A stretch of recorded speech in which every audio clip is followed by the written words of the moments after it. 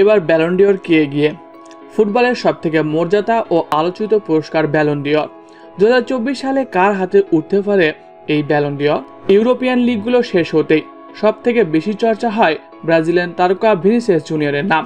তাকে নিয়েই ভবিষ্যৎবাণী করেছিলেন স্বদেশী বেশ কয়েকজন সাবেক তারকা। 2024 সালে ব্যালন ডিওর ঘোষণা করা হবে 28 অক্টোবর। তবে পুরস্কার লড়াই যারা এগিয়ে থাকবেন তাদের নিজেদের প্রমাণ করার সুযোগ শেষ হয়ে যাচ্ছে এই মাসেই। সাধারণত ব্যালন ডিওরের বিবেচ্য সময় 1 বছর। এই দফায় যার সময় 2023 সালে 1 আগস্ট থেকে 2024 সালের 31 জুলাই। ফিফা বিশ্বকাপের পর ফুটবলের সবথেকে বেশি মাতামাতি হয় উয়েফা ও কোপা আমেরিকা নিয়ে। এবছরের পুরস্কারে তাই দুটি টুর্নামেন্টের প্রভাব থাকবে ব্যাপকভাবে। সেক্ষেত্রে কোপা আমেরিকা ও ইউরোপের পর ভিনিসিয়াস কোথায় থাকে সেটা এখন বড় প্রশ্ন। ব্যালন ডিওরের জন্য যেসব নির্বাচিত সাংবাদিক ভোট দিয়ে থাকেন তাদের 3টি বিষয় বিবেচনা নিতে হয়। বিবেচ্য সময়ে সংশ্লিষ্ট খেলোয়াড়ের পারফরমেন্স, দলের সাফল্য এবং আচরণ ও ফেয়ার প্লে।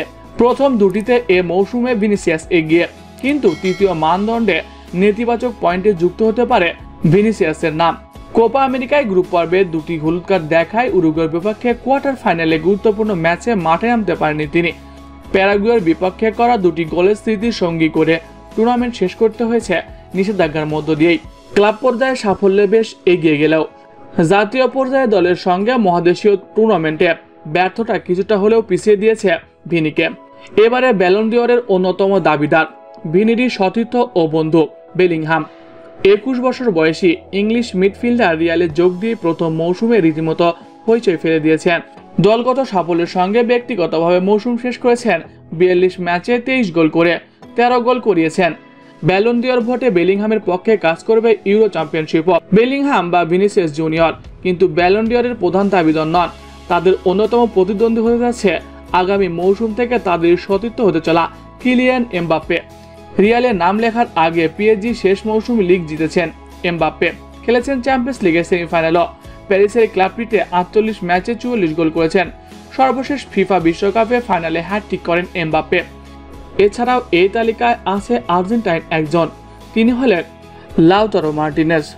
এবারে বিশ্বকাপে মোটামুটি দারুণ খেলেছে লাউতারো মার্টিনেজ।